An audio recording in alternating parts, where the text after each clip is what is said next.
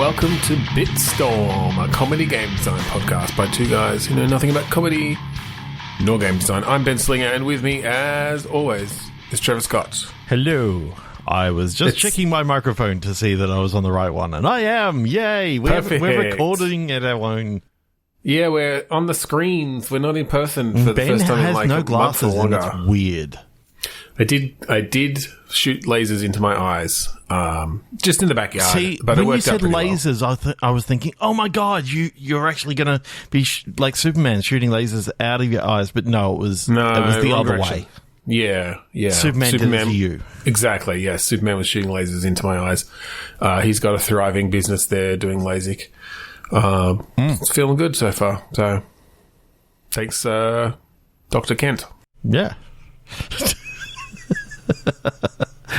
What are we doing this week, Trev? I forgot that we were talking Superman, and then when you said thanks, Dr. Kent, I'm like, oh wow, that seems very. Shit.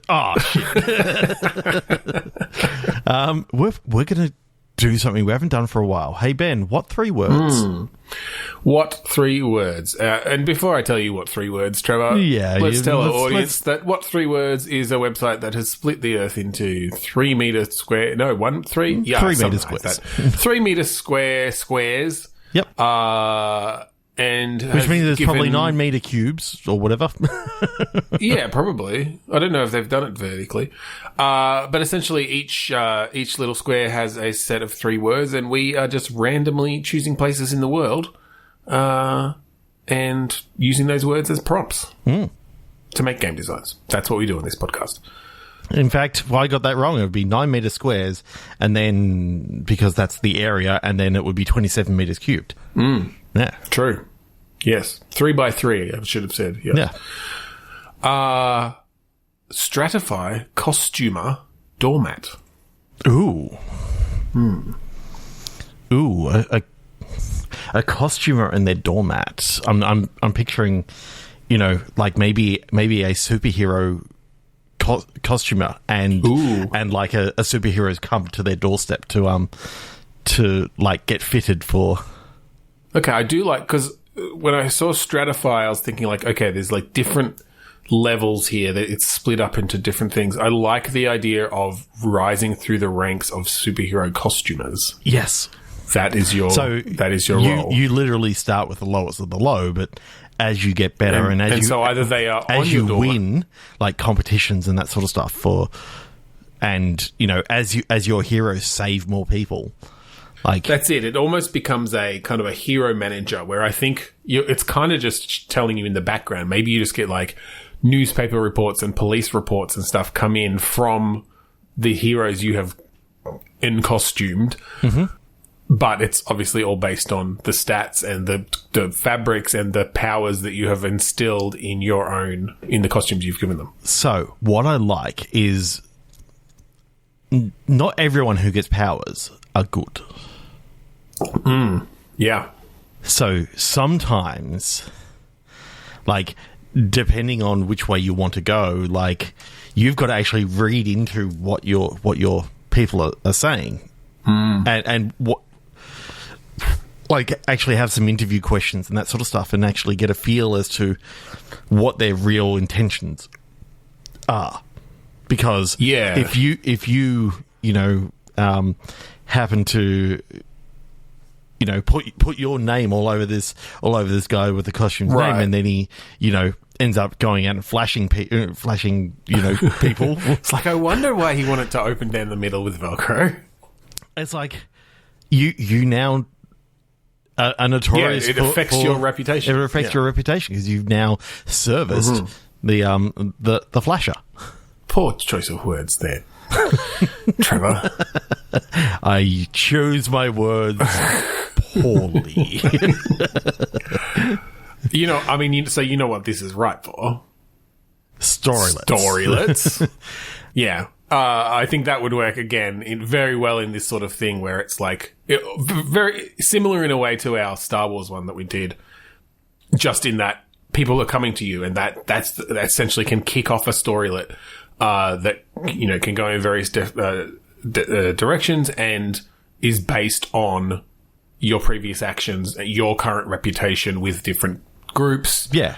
I mean, if you just do something for the money, because the money looks good and they're willing to pay you lots of money, Yeah. maybe look into the reason why they're paying you all this money. Like, Or don't, and find yourself going down the path of being a costumer for the villains. Like, that could be a perfectly valid path in this game.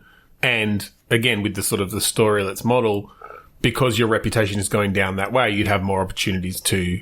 yeah. But if you go down down the middle, no one may be coming to you, and you may be scrounging for the bottom of the barrel, like, and having to cut your prices just to, like, yeah, or you might not have ways to protect yourself if the police come for you or the villains come for you to say, like, hey, why did you do a costume for Dr. Kent? Why does he even need one? He's just an optometrist. He's just a laser eye surgeon. It's to protect him from the lasers. And for some reason, he still wears glasses all the time, even though he's a laser eye surgeon. What's that about? What's he hiding?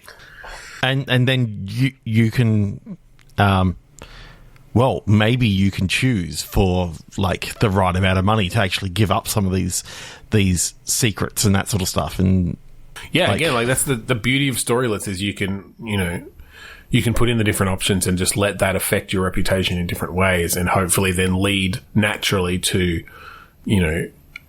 furthering those stories in different ways. Yeah.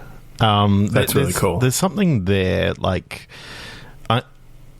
I'm picturing kind of a casual game where you can sort of pick some things, kind of like a Sims style game where you're sort of like able to pick from different fabric types and yes. And I think you essentially want to do you a go bit cape of a or no costume cape? designer. Yeah, you've got those sorts of options. You can choose your Do you want colours. spikes? Do you want You can choose your logos and different things. And they can play into the underpants story on the stuff. outside or the inside? Like, Yeah. And it'd be nice then to see, like, I think you could have that then affect the news stories that are written or something or whatever, right? Like you make a bright pink costume with a blue lightning bolt on the back, then that's going to be referenced in the news stories that come out, or the police reports, or, a pink clad shadowy figure was spotted on the roofs stealing cats. yeah. And you're like, damn you, pink pussy. I mean, Pink Panther. I mean, what was your name? Batman, that's right. Batman, right, shit. Incongruous costume, but...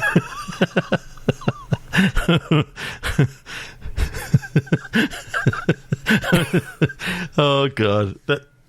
It's just like when you said pink, I'm like, oh my God, that's Batman. Like, it's the first thing that came to mind. It's like, then you said the lightning bolt, I'm like,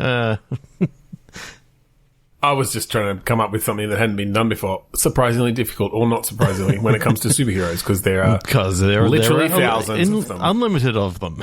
Unlimited amounts of them, especially in the Marvel universe, when you add up all the X-Men and mutants and Inhumans. It's ridiculous. Like, yeah. There's no wonder that a game like Marvel Snap can have so many unique cards. Okay, so I suppose I should get 3 Tell words. us what 3 words, Trev? Billfold, snowmelt, archives. Okay. Where my mind goes to is a billionaire. Mm-hmm. Like Ebenezer Scrooge. At Christmas time. Billionaire? Not sure he was quite a billionaire. Yeah. But yeah, okay. Yeah. He was as evil as one, so. Yeah. And it's at Christmas time. Well, maybe just after Christmas, sort of like, you're February going into March and the snow's starting to melt. So it's not. Well, no, I think where I was going was climate change has melted the ice enough that this, like, ancient archive has been uncovered, and this billionaire wants to find out what's inside, basically. Like, they're on a mission. Oh. And you play the billionaire. Maybe. He's a billionaire, like in Nathan Drake style. I don't want to make them particularly sympathetic, but, I mean, it's not unprecedented. If we go back to Batman, he also a billionaire who is the protagonist. Yeah. Okay, so he was. Let's paint him in a slightly better light. That he was using all the interest every year from all his money on basically fighting for climate change and putting all the money in there. So he's a philanthropist sort of character, like a Bill Gates, doing as much as it's fictional. So we'll make them a philanthropic billionaire. But the snow melted anyway because much as possible because of the giant laser from the villains of the last game. Basically, they did get their sharks with the frickin' laser beams attached to their heads, and it heated up the ocean so much that down in Antarctica,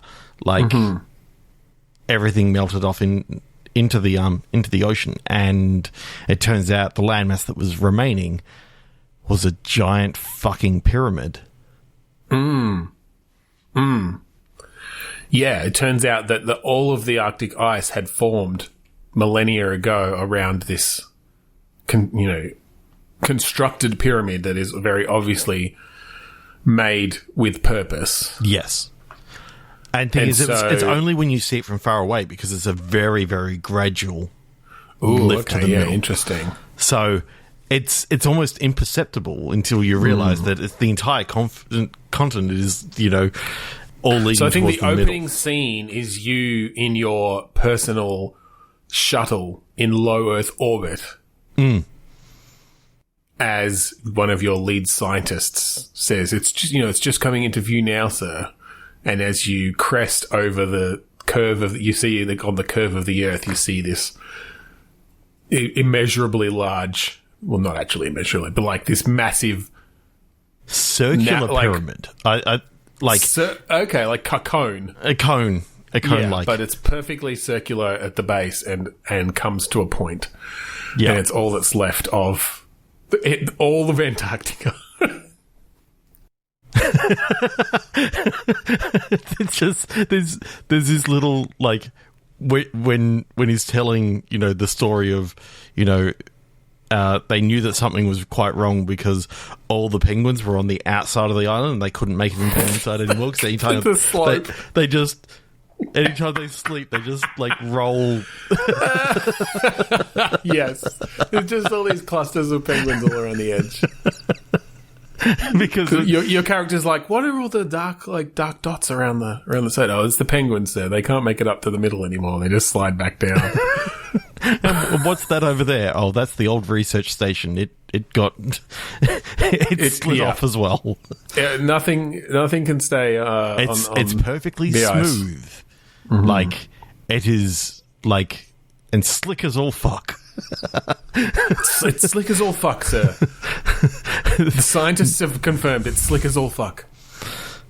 They literally had to use this term because they tried all different things, and it's like lubrication that one would use when. Come on. It's as slippery as that. I don't know that we need to get that literal about it. I love the idea though that this essentially it's as slippery as all the lubrication in the world. If you put that all in one place, oh fuck. This essentially turns Earth into a giant spinning top because there's just this pointed cone on the bottom of it, which I find kind of amusing. That's why it's so slippery. And that's why we spin the way that we are, because we're just waiting for the plane, the flat Earth plane to arrive so we can spin. Well, maybe that's what it is that the Earth is in the process of being made flat. It's spinning, so it spins out and flattens as the centrifugal force brings everything to the edges. It's just a very slow process. Until finally it's all just one big... Yeah, it's starting to open out at the point. It's like spinning out a pizza. It's like spinning out a piece of pizza dough, right? Yeah. It'll take billions of years to actually get to the flatness. But it turns out it's intentional. By someone. And you want to find out who. I think we've gone off the rails on some of the intention stuff there, but so is the game then? Is it a Nathan Drake-ish kind of Uncharted? I think once you get inside, like, you manage to find an opening, basically. Yeah, because you're the first one to actually get to the point because you're coming from above. Because you can drop down from above, and as soon as you get there, there's literally like a manhole cover there. Like it's not a perfect point. There's like a flat area, and there's literally. I don't know. I was picturing that you drop down and, like, unless you're perfectly on the point, you just start sliding and you have to, like, restart. Try the drop again.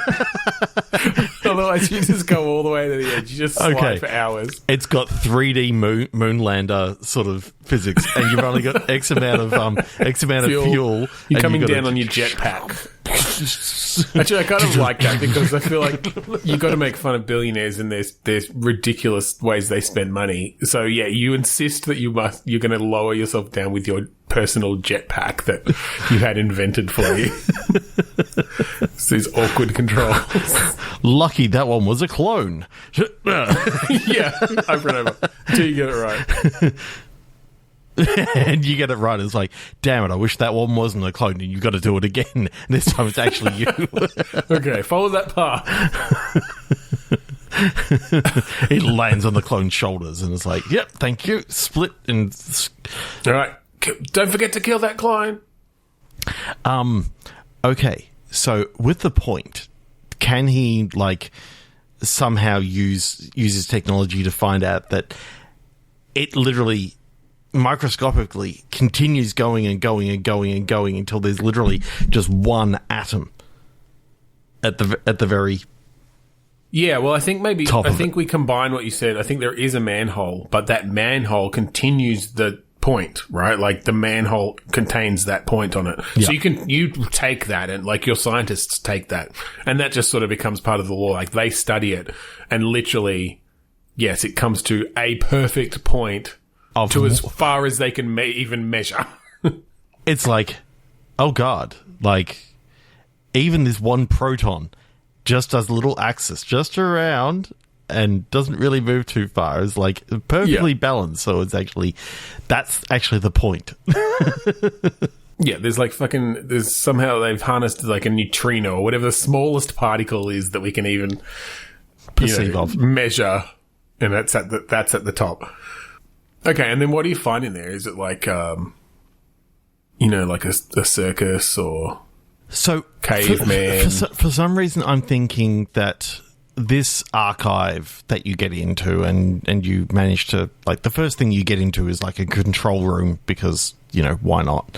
And it's sort of almost, you get in there and there's a video that comes up on the screen and the person who's talking is the philanthropic billionaire talking to himself going, I see you've arrived much earlier than I expected. Okay, and it's like a time travel sort of thing? Yeah, I'm thinking that it's either that or it's, one of those things where the aliens have just taken the only thing that they've met on this planet so far and it happens to be this person and they weren't expecting, these aliens weren't expecting anyone like to the aliens were monitoring all of human communication, and because this billionaire bought the biggest social media platform and boosted all of his own posts, that's the first thing they saw. It was inevitable. Yeah, maybe. Yeah. Or I kind of like the idea that at the end, you get to the end of it and you find out the whole thing was a simulation that he created to stroke his own ego about being the most on the 13th floor, important person. Yeah, I think we are the podcast who references the 13th floor the most out of all podcasts. Oh God, so good. That was a different intention though. This one is specifically to make himself the most important person on the planet. Yeah, which is so. It's just sad. In reality, he's not philanthropic. He's an evil bastard. Yeah, he's cool. He's a muskrat. Hey, Benjamin. What 3 words? Correlational smelting cyberspace. Okay. I do like cyberspace. So yeah, cyberspace is interesting. Smelting, is that within the cyberspace realm? I think that's within cyberspace, because I can imagine like combining, like, I mean, what's abundant within cyberspace, but ads, and being able to smelt them together to make new products. The ads are a resource in cyberspace. I like that. You've got they become sort of a physical presence, and then people have figured out how to like detach them and melt them down. Yeah. For clicks, because that's the currency, right?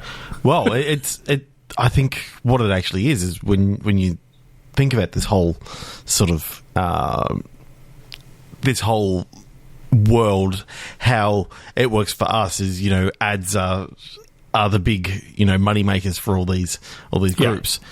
But in this world, this is how they actually find out whether new technology is going to work, or how they get new products, because they combine products that are already out there and try to make new products out of that, and see what the smelting process. Yeah, see what the AI actually comes up with. If you combine chocolate and peanut butter, it doesn't make Reese's peanut butter cups. It makes, you know, chocolate like chocolate flavored peanut butter chocolate that nuts you actually that grow in that grow on trees in shells.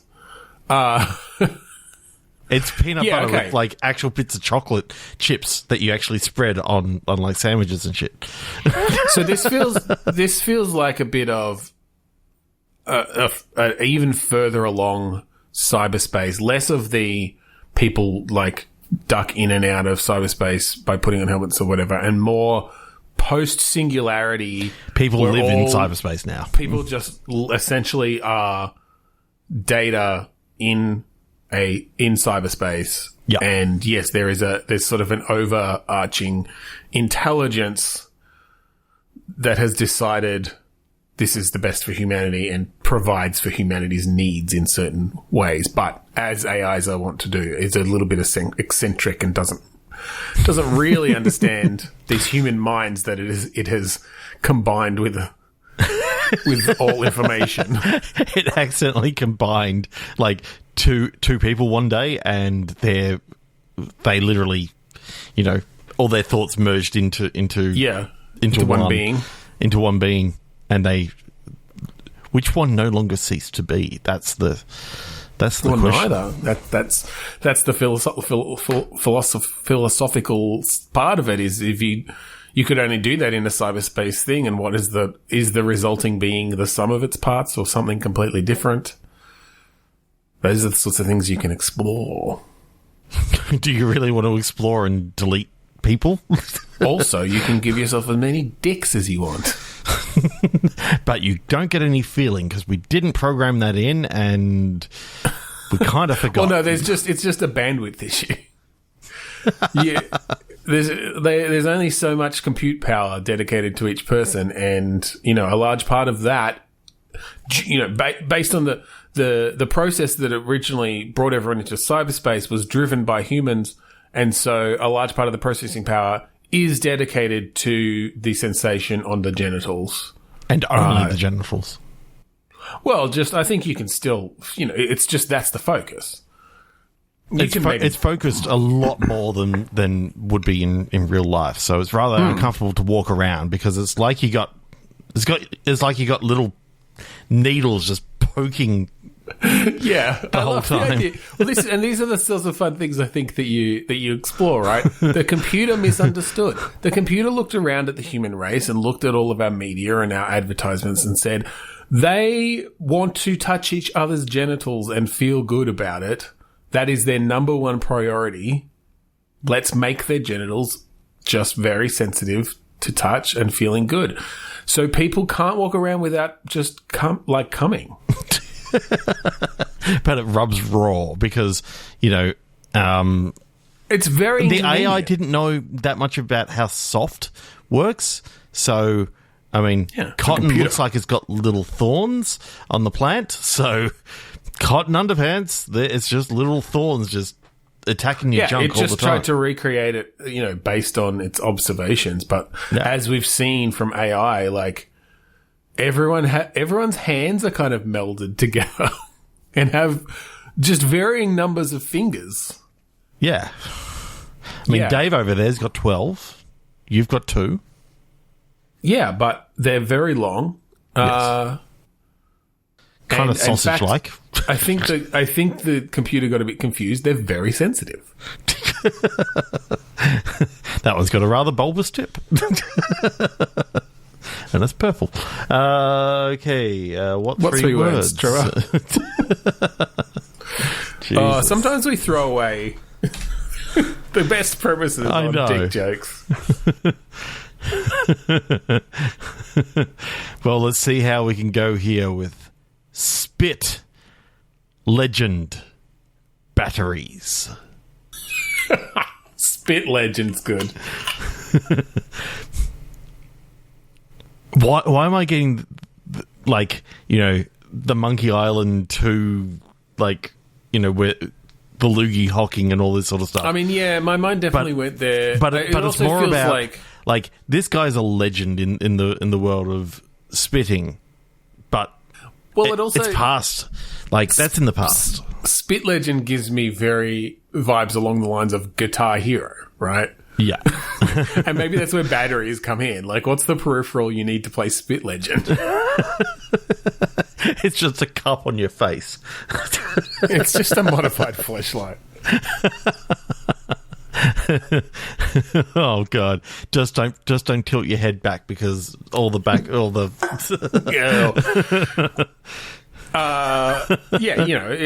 it measures the viscosity, the velocity, the directionality. Yep.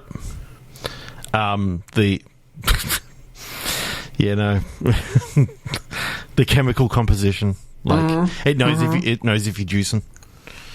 Yeah. Which is slang for like orange, like drinking lots of juice because orange juice. It like binds the spit and you can spit further. Yeah. Not talking about steroids. Like how would that help you spit? No, it's all about that orange juice.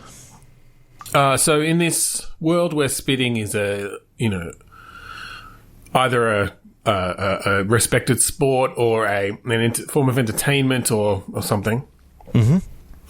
How do you rise through the ranks? Like, what does that look like in game? It's all about being able to read, like, the wind. Okay, so it's like target. Are you trying to hit a target, basically? Trying to hit targets. Or go the distance, maybe? I guess either. It's primarily distance and then accuracy. Like, it's kind of like, what was that winter event that, you kind of did your cross country skiing and then had to do the target shooting and then so it was like an endurance sort of thing. This is triathlon or something. Yeah, I can't remember what it was actually called in. Like, it's a Winter Olympics sport, I believe. You just remember it from like the Winter Olympics game? Yeah, not the actual Winter Olympics. Just the game we played as 13-year-olds. Yeah, by FX or whatever it was called. Yeah. It was Winter Games. I remember it too. You had the luge and Never snowball fight as well or something in that game? Or no, that was a different game. I think that was like ski or die as part of that. Oh, yeah, that's what I was thinking of. God, the games of our youth were so much better than what we get today. I mean... Ugh. I mean... yes and no. You can take your Hi-Fi Rush, just give me, whatever the fuck that game was. Spit or die. What? Spit or die. Spit or die. It's got that same dude that the crazy the shop owner guy at the shop, selling all your spit accessories. It is literally just a full-on 3D remake of it, like just with all these spit events. Oh God, that's disgusting. All right, we can't finish that. We can't finish there. I'll give you one more. Archery marine dysfunctional. Ooh. Archery marine. So either you're trying to use a bow and arrow underwater, or you are a Marine in the armed forces. No, I actually like the idea of trying to take your archery skill to a new level. Okay, so you've got like... Are you just literally trying to fire arrows with a regular bow and arrow through the water? Because I don't think that would work very well. I don't know. Would it? I think that would... I think you'd have to give it a lot of force for it to go very far. I guess harpoons kind of work. Yeah. And I guess if they spears work underwater, and I don't think they go guns. Very... Yeah, but again, I think the range is probably fairly limited because the water resistance is pretty hard to break through compared to air resistance from unless it's got its own propulsion. Yeah, but they could have their own propulsion. Like, what if they had their own propulsion? Could be little jet propelled arrows, or gas propelled. Like you get a little gas cylinder that you open and exactly. You just got a balloon at the back and you have to blow it up. But the problem is it starts rising up. It just starts floating up. You have to take that into account that there's going to be essentially just a big air bubble on the back. You have to aim up and it's going to slowly curve and come back down based on how much air is left in that balloon. Also, I love the idea that to blow it, you're blowing it up underwater, so you're having to breathe in through your tank and then somehow take your mouth thing off, put the balloon on, and then blow that air into the balloon. And that's how it starts off, but then later on you get like a little nozzle that you can just sort of like put the balloon on and go... Yeah, they realise, oh, that's dumb. We could just fill the balloon directly. Tie it up. Put it on the back and... Is this just like a wacky Subnautica? Is this like the Breath Edge version of Subnautica? Like, do you know that one that was the... Yeah, I bought it the other day. Yeah. It was pretty fun. Sort of odd, comedic survival game in space. Yeah. That was good fun. I kind of wish that they'd, not have gone as wacky as they did, but... It's only mostly in, like, the cutscenes and, like, the flavor text and stuff. When you're actually playing the game, there's less... Like, you're mostly just looking for items and stuff. Yeah. But yeah, I could see that as an underwater thing in a similar sort of way. But you've got things like balloons and stuff to, like, rise up quickly, or, you can create little buoys to, be able to find your path back and forth between different sunken wrecks and... Yeah. So I like the idea of creatures. it actually being on Earth, though, instead of it being on a different planet. And so you've only got, like, if you cut yourself accidentally, you got to watch out for real things like sharks and and the like. Yeah. There are a couple of islands that you can search, but I do like the idea of them not being the main things that you're looking at. No, I think it's mostly underwater, and I think it's almost like maybe you're going down the, Marianas Trench or something. Like, you're going deeper. It's all about going deeper and building or finding... Because Breath Edge didn't really have building like Subnautica did as much. Yeah. But you'd find wrecks, and so maybe as you go deeper, you're having to get enough resources to get to the next one, the next deepest wreck, and then you find more stuff and you can do more crafting or whatever. And when you get down there is when you find out that, oh yeah, there is some sort of civilization stuff that you're almost finding that is kind of similar to what you've always pictured Atlantis could have actually been, because it turns out that they Yeah. A few differences. Yeah. Not as Greek as everyone thought it would be. Yeah, less columns. Less circular. It's... Yeah. No bubble, no like bubble, glass bubbles with buildings under them or anything like that.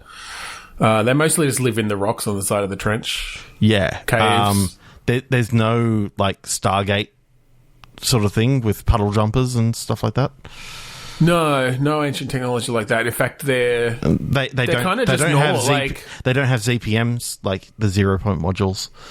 No. In fact, they're remarkably similar to. They're a bit more primitive. They've only got the iPhone 9. Yeah. So like you don't want to stay there too long. Yeah. Because there was no actual iPhone 9, so it was just crazy that they had it. Like, that's where it actually went. Well, that's it. And like, they're so far behind that, like, their Netflix is still sending out DVDs. It's what a bit a of a world. hellscape. Yeah. Anyway, that's it. Thank you for joining us this week on Bitstorm. If you'd like to find all of our previous episodes, go to podchaser.com/Bitstorm and give them a listen, chuck us a review, tell us what you thought. Yes, and if you like the song that we play at the start and end of each episode, that song is called Mount Defiance. It's off the album Containment Failure by the band Kuradust. You can find it at kuradust.bandcamp.com. Go check it out, it's free. That's right. So thanks again for joining us this week on Bitstorm. I'm Ben Slinger. I'm Trevor Scott. And I'm Dr. Kent. Hello, I'd like to get some LASIK eye surgery. Done.